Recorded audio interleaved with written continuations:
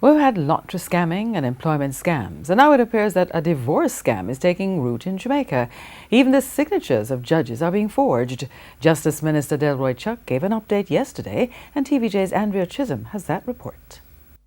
In October last year, the Justice Minister indicated that 4 persons were charged in connection with a divorce racket. 8 months later, the scam has resurfaced. Only last week again, someone brought to my attention a decree absolute that turned out to be fraudulent. I've spoken out against it. But they're still doing it because it was stamped in February of this year. Allegedly from a law firm, and that law firm has never seen that matter. But it was clearly fraudulent.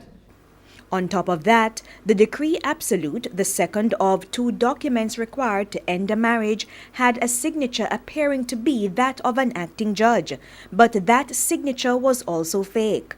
Mr. Chuck is urging persons who recently received decrees absolute to check with the Supreme Court to ensure they were real. The Justice Minister again spoke about ongoing efforts to speed up cases before the court, adding that would reduce fraudulent transactions. I want at the end of this year that I hear of no divorce or probate in the system longer than a year or 2. And from there on, divorces and probates should be completed within a year, preferably within 3 to 6 months.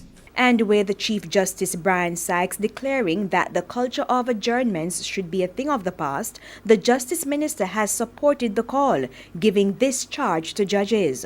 That when matters go to court, and it's the first trial date, they just say, oh, it's the first trial date.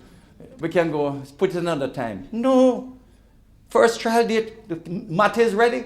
Let it be tried. Delroy Chuck was speaking on Sunday at a function to swear in 53 Justices of the Peace for St. Andrew.